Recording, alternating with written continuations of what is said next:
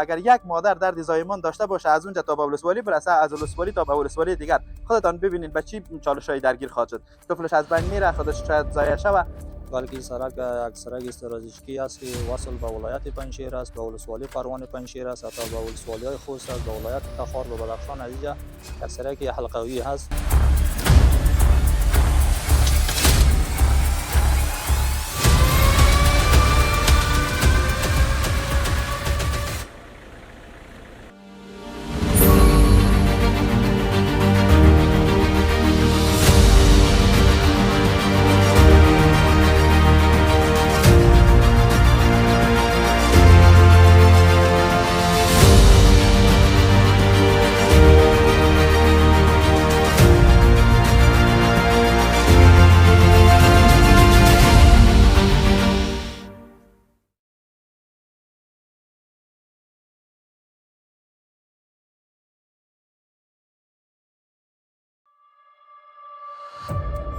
ولسوالی پلیسار یک ولسوالی مستضعف گیرمانده بین پله‌های اندکش است. اما قسمی که شما می‌بینین از ولسوالی دسلا ایلا ولسوالی پلیسار و او طرفش هم به قلعکا ختم شده به خواک و این طرفش هم به پسگمدی و رسیده به اینامک. این ولسوالی همیشه همین قسم باقی مانده. هیچ توجهی نه از دولت سابق صورت گرفته. تا به حال یک پروژه نیمه کاره از شرکت گلکسی اسکای که فعلا در آمدین، شما دیدین امور ریگریشن یزیره، از امو وقت تا بال کار صورت نگرفته. خواهش ما ای است که همین سرک ما قیر شود و توجه زیاد در بخش زراعت شود، چون ما یک مردم زراعت پیشه هستیم و در بخش زراعت مال داری، در این بخش به همکاری صورت بگیره. دقیقاً شما تا خود ولسوالی آمدین، این قریه و قصبات ما از قلعکا پیشتر گفتم شروع میشه.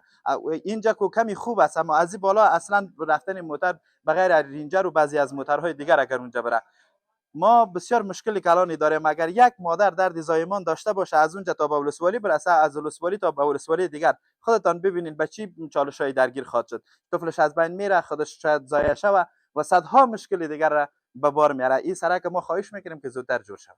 ارزش این سرک را به طور تخمینی اگر بگیم سالانه عواید سرانه ای که به دولت از این چی میشه وارد میشه به خزانه دولت، تقریبا اگر ما از کشتی خودی از این در نظر بگیریم، همه صادراتی را که ما از اینجا داریم، کچالو، مواد دیگه، میوه های سردرختی، سیب، گیلاس، هر نوع چیزی که در اینجا است، به همین رای که شما میبینین به این میرا رفت آمد میکنن. تقریبا برآوردی که تقریبی برآورد بکنیم بیشتر شاید از 100,000 باشه در سال. این سرک خرابیش کو از امتداد پل مسالابک پایانتر از لیسین اوبار تا کوتل خواک یا تا پلیسار، تا می امتدادش این چی شده تا می پلیسار قرارداد شدگی بود و در حکومت قبلی. بعد از نسبت مشکلاتی که بود، یک تعداد ناامنی بود و یک تعداد دیگه مداخلات داخلی و خارجی، سرک جور نشد. متاسفانه سرک به می نیمه تمام کارش باقی مانده و فعلا سرک دولت خرابی است. بیخی 100% با مشکل مواجه هستیم. سرک هیچ چندان جور نیست، سرک حالتش خراب است. همین لحظه که ما حرکت کردیم از نوبار تا پلیسارا یک نیم ساعت راه ما قیموتر آمدیم.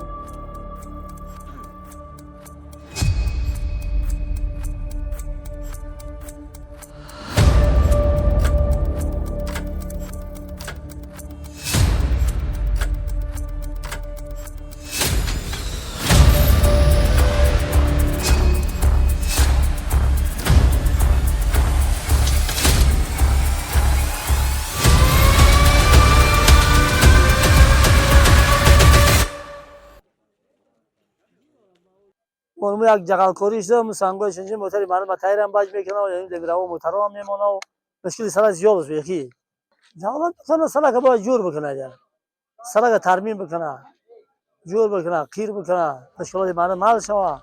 سرک کو بیخی یک نیازی در اولویت قرار داره. سرک قبلا قرارداد شده بود، جور شده بود، با حکومت تطبیق نکرد.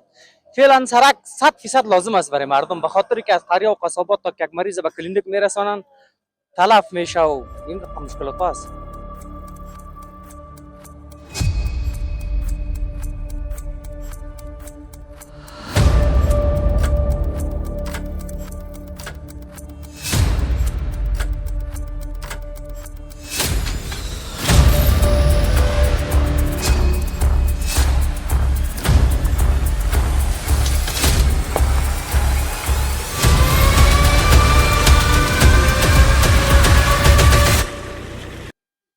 وقتی تقریبا که وقتی ما کم است که در اینجا آماده هستیم، ما دو پیشنهاد از این سرک کرده هستیم. یک پیشنهاد ما بردیم به ولایت و از طریق ولایت به ریاست فواید ما تسلیم کردیم و یک پیشنهاد دیگه به مرکز داشتیم و از طریق از اونا به رئیس الوزراء و رئیس الوزراء به ما وعده سپردن که به دفتر امیر مومن صاحب ان شاء الله میرسانیم و مطابق فرمان از او منتظر هستیم که چی هدایت به ما میده.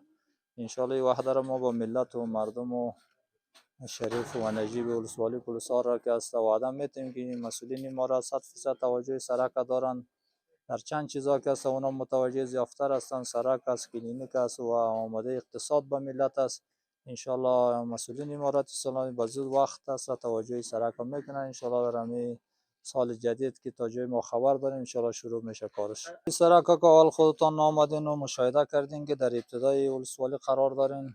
تقریبا این سرک و تنها نه که به یک ولسوالی پلیسار باشه، بلکه این سرک یک سرک استراتژیکی است که وصل به ولایت پنجشیر است، به ولسوالی پروان پنجشیر است، حتی به ولسوالی های خوست است، به ولایت تخار، به بدخشان. از اینجا یک سرک حلقوی هست و دوم درجه زندگی که مردم هستند تقریبا 12,000 نفوس است و 170 قریه است و 40 چند یا 50 چند هزار خانه چه نفوس درجه زندگی میگنند.